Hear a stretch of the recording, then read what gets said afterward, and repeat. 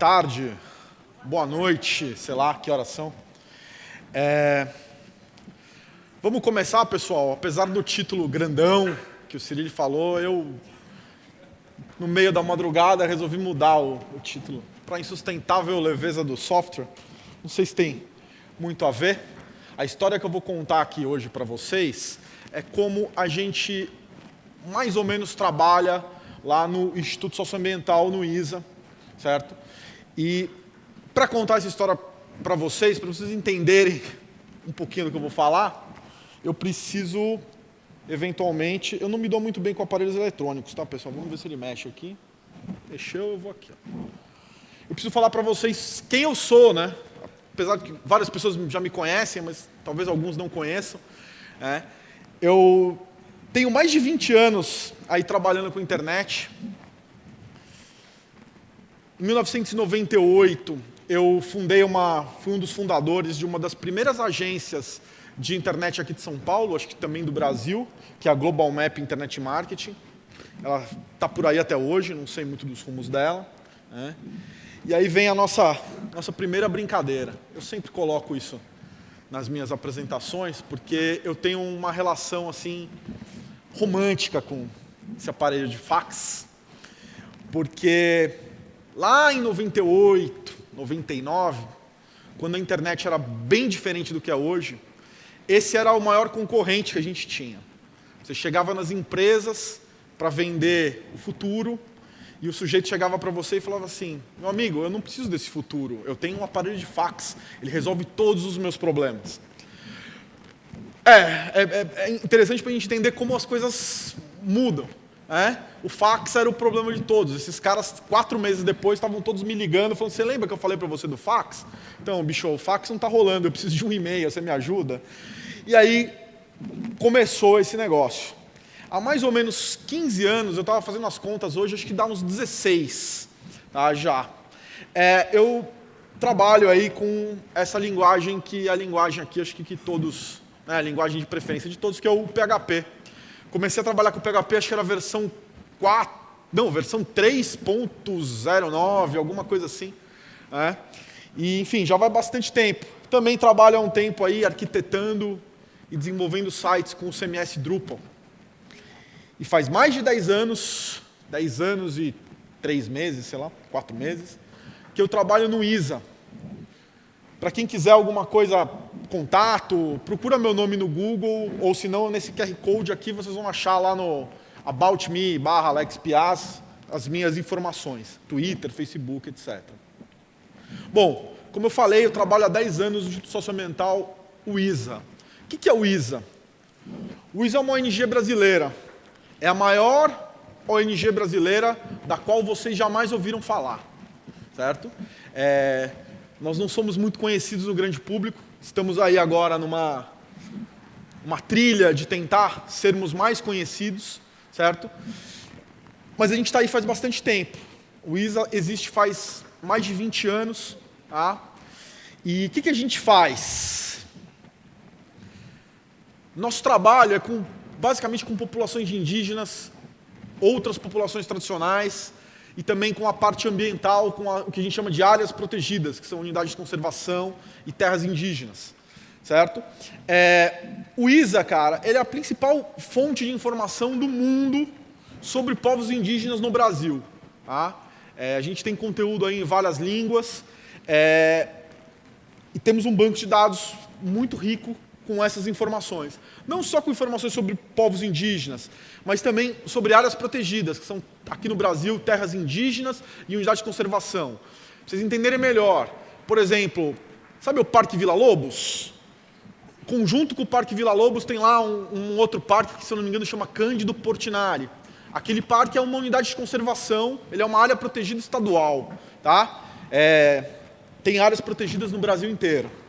E a gente trabalha no sentido de dar visibilidade a essas áreas, a esses povos, contar a história deles, certo? E criar uma cultura de proteção. Tá? A gente quer que esses caras mantenham o modo de vida deles, tendo contato com a sociedade como a gente chama dos brancos, sem que eles percam, os povos percam suas características e sem que a gente atrapalhe a vida deles. Por que eu estou dizendo isso? É importante saber que trabalhar num lugar onde a área de desenvolvimento não é atividade fim da empresa, ou seja, não é uma empresa voltada, né, não é uma instituição, no caso, voltada para o desenvolvimento, é um pouco diferente. Como as coisas se ajustam, como a gente faz. A história que eu vou contar aqui, basicamente, é como a gente conseguiu organizar isso tudo. Tá? São vários terabytes de informação, né? Tem muita coisa. E como a gente, no nosso esquema, não baseado, como são empresas que fabricam software, como a gente montou a nossa estrutura, como a gente fez o negócio acontecer. Tá? É importante saber que, por exemplo, em 2015, mais de 5 milhões de pessoas visitaram os websites do ISA. Tá? É um número que, obviamente, para quem trabalha aí com aplicativos de larga escala, pode parecer pequeno, mas para o nicho de mercado que a gente atua, é um número expressivo. Tá? Como eu disse, nós somos a maior fonte de informação que existe por aí, em qualquer lugar, sobre povos indígenas, áreas protegidas e etc. Para vocês não esquecerem, www.socioambiental.org é o nosso endereço na internet. Ponto importante. Como eu disse, estamos numa busca aí de aumentar a nossa penetração com a sociedade em geral. Conclamo todos a filiarem-se ao ISA. Tá? A gente botou no ar aí faz pouco tempo esse sistema de filiação. Se vocês quiserem ajudar a manter os nossos servidores, a manter os nossos sites, a manter o serviço que a gente presta para o público, né? Quem está interessado em apoiar alguma causa, alguma coisa assim, filie-se ao ISA, que você ganha camiseta, você ganha um monte de coisa e ainda ajuda a manter toda uma estrutura que custa razoavelmente caro. Bom, são mais de 30 websites que a gente cuida no ISA. A gente tem site institucional, a gente tem blog, a gente tem sistema de notícias, a gente tem newsletter que vai todo dia, a gente tem site sobre povos indígenas, sobre terras, enfim, é um monte de coisa. Tá? Além desses sites, a gente tem mais de 10 que eu chamei de apps, que são aplicativos de produtividade interna. Sistema de filiado, cadastro institucional, sistema que guarda nosso acervo de documentos. Tem um sistema muito importante, que é o coração do ISA, que chama CISARP, Sistema de Áreas Protegidas, que desse banco de dados contém todas aquelas informações que eu falei que é a maior fonte de informação do mundo sobre povos e sobre terras, está tudo nesse banco de dados. Eu vou falar um pouquinho dele mais para frente. O cara responsável, aliás, tem que dar uma salva de palmas ao João Ricardo, que é o sujeito há 7 anos que cuida... 7 anos, né, João? 7 anos que ele cuida desse negócio. Tá? Hoje, o CISARP, eu estou aqui... O poeta, antes de tudo, um fingidor, eu estou aqui fingindo. Na verdade, o CISARP é a responsabilidade dele, aí ele capitaneia o barco, como eu vou mostrar para vocês mais para frente. Estou só aqui contando a história. A gente também tem uma API, que a gente tem alguns endpoints em produção. Nossa API não está totalmente sedimentada, a gente consome ela internamente, tem algumas coisas saindo para o público aí, esse ano, espero. Mas o lance é que a gente está mudando para construir uma grande API. Tá? Esse é um ponto legal, mais para frente a gente vai conseguir conversar um pouquinho sobre isso.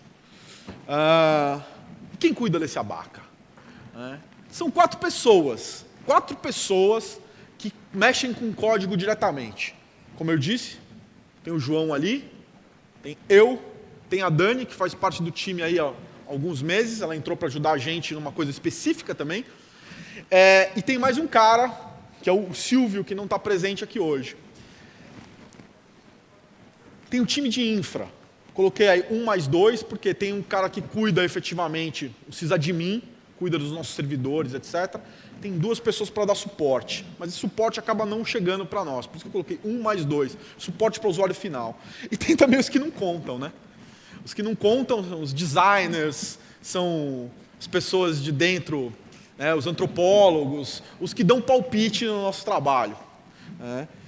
Os designers contam, sim, mas estou falando de código aqui. Eles participam do projeto de forma adequada, mas aqui somos só 4 para cuidar de todo esse negócio. Então a história que eu estou contando aqui é justamente como que nós nos viramos para resolver esse abaca. A gente roda tudo isso em Linux, Ubuntu Server. A gente é pró-software livre, até a página 2, como vocês vão ver mais para frente. Mas a gente procura sempre utilizar software livre para as nossas aplicações. Aliás, sempre utilizamos software livre, com uma condição. Estava esquecendo desse slide. A gente usa lá hoje em dia uma variação, PHP 5.3 para cima, tá, gente? Tem coisas que estão rodando em PHP 5.6, tem coisas que estão rodando em PHP 6 agora, porque a gente tem vários servidorzinhos, né? Vou falar mais para frente, mas o mínimo, a base mínima é PHP 5.3. Você vai falar, mas por que o cara está falando isso? O código tem que ser feito para durar. No nosso caso, a gente não está mudando de código o tempo inteiro. O objetivo do ISA é colocar aquelas informações na internet. Só que no meio, né, desse objetivo, tem as pessoas que lidam diretamente com aquela informação, que não somos nós da área técnica. É o pessoal que faz pesquisa de campo, é o pessoal que analisa informações que vêm no diário oficial. Enfim, tem um time grande de gente, tá, que não tem nada a ver com isso e que por muito tempo enxergava essa parte como uma coisa assim, das pessoas que eu não consigo dialogar porque elas falam em binário e eu estou acostumado a falar em coisas subjetivas e não sei o que lá. Então o primeiro passo foi criar uma cultura. Fazer pequenas oficinas, ensinar HTML para antropólogo, ensinar HTML para jornalista, falar como é que funciona a internet para esses caras. Né? E aí quando eu falei criar uma cultura, não foi criar uma cultura entre os desenvolvedores, entre o pessoal que está mexendo com código, não. É criar uma cultura geral, mostrar para as pessoas que estavam lidando com aquilo, que também eles fazem parte, se fazem parte da solução, fazem parte do problema. Se fazem parte do problema, tem que ajudar a resolver o problema. E como que você faz? Você tem que ensinar. Então a gente fez muita coisa de curso de HTML, como eu falei, curso de HTML para jornalistas, né? Fazer apresentações, fazer tutorias, mentorias sobre como funcionam as coisas. Quando começou a entrar o lance de rede social, e aí, o que nós vamos fazer, não sei o que lá, criando uma cultura do pessoal se ligar, né? Que o mais importante para o ISA, daquele momento em diante, porque naquela época eu já estava prevendo, né, que olha, gente, hoje, a maior parte das nossas informações, elas viram publicações impressas que vão para a mão das pessoas. Logo, 2008, eu estava pensando já em tipo 2010. Gente, as publicações não vão mais ser o nosso motor vão ser os nossos sites, vão ser as nossas informações que vão estar aí nas redes. E aí é que a gente vai dar visibilidade, aí é que a coisa vai começar a acontecer. Para isso precisava criar uma cultura. Foi um trabalho que ainda rola, e hoje mesmo a gente estava conversando que esse negócio de criar cultura é ruim, porque às vezes volta contra você. Porque aí você pega, como eu falei, esses sujeitos que têm várias titulações e não sei o que lá, eles acham que eles entendem de tudo. Aí você ensina um pouquinho para ele, aí passa um mês, ele volta para você como se ele fosse mais especialista que você, já falando como você tem que fazer as coisas. Então, ou seja, você cria a cultura e a cultura volta para você e você tem que, depois falar assim, calma, nós até criamos um termo lá que o termo é antropodev. Porque é um cara que ele é antropólogo, mas na verdade ele vê aquele negócio, ele quer ser desenvolvedor, mas ele não consegue, porque ele é antropólogo. Então ele fica ali num reme-reme desgraçado e você tem que ensinar para ele que, como diria o compositor crioulo, que o mundo não é o rancho da pamonha.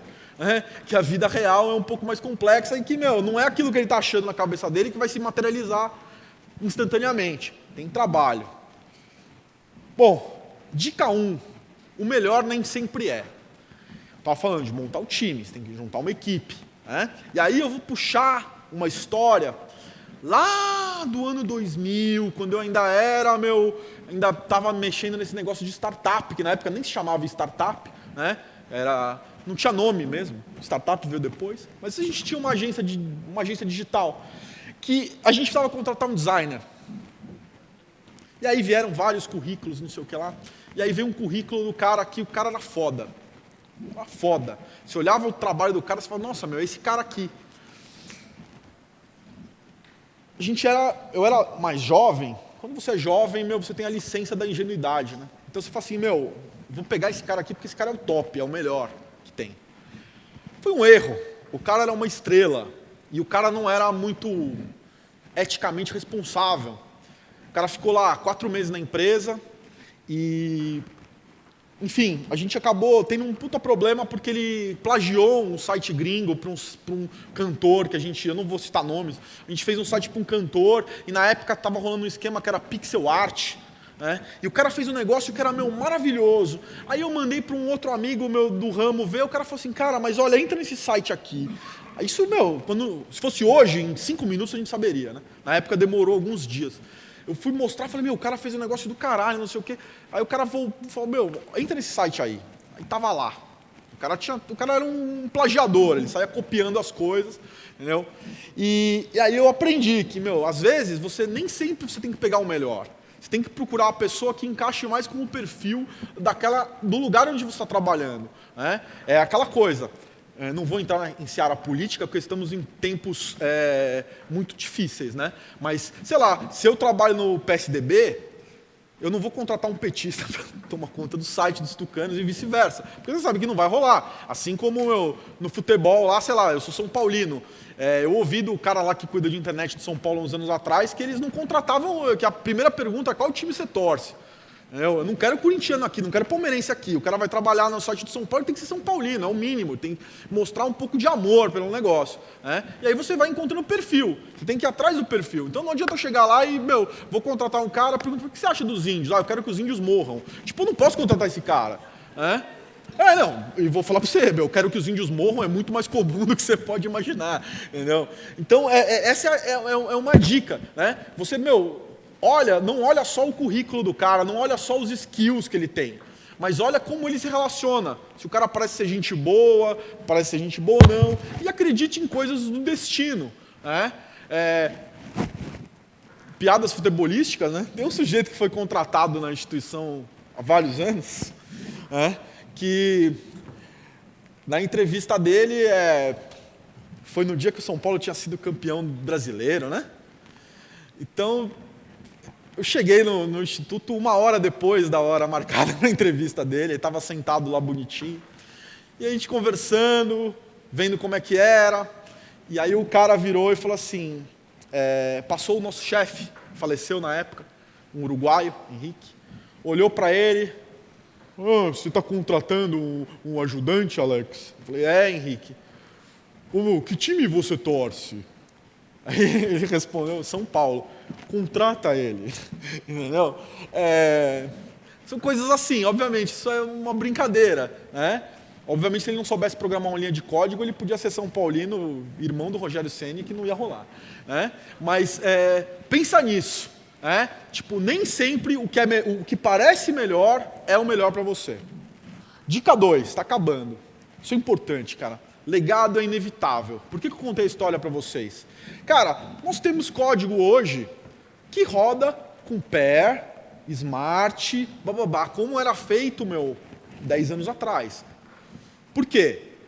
O software é feito para durar, cara. Não adianta a gente entrar no hype e falar, não, vamos migrar tudo. Não migra. Ainda mais quando você tem o quê? Problemas de financiamento. Você não tem como, pegar uma equipe nova e fazer tudo de novo. Então você tem que trabalhar com um legado. O legado é inevitável. Você pode falar, puta, odeio o legado, não quero saber dessa merda. Não, cara.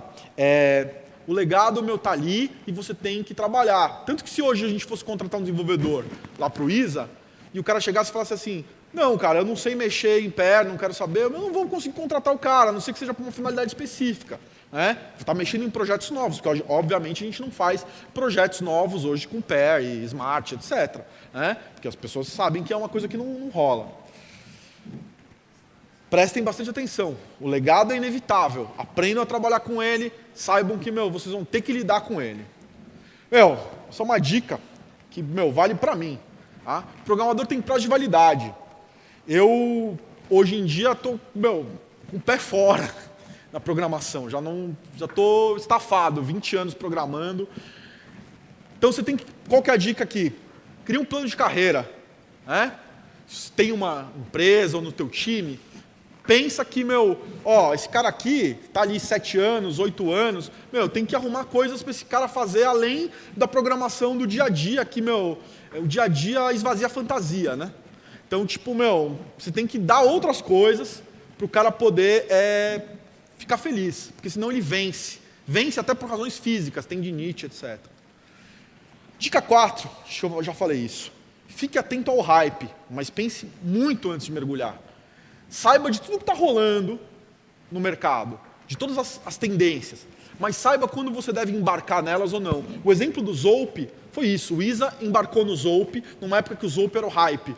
Era um hype errado, tá? Porque caiu. Hoje em dia você não vê mais isso aí. Só o governo tem. Porque também é legado desde aquela época. Que mais, gente? Como a gente faz no ISA hoje? Estamos acabando. Qualquer app que seja corporativa, tá? Estou falando de consumo interno, que vai sair por API ou não, tá? A gente usa componentes do Symfony, a gente usa Silex, varia projeto a projeto. Twig, PostgreSQL, nosso banco de dados corporativo é Postgres, mas a gente tem bastante coisa em MySQL. Tá? E estamos trabalhando com o conceito de API First. Vamos fazer um negócio novo?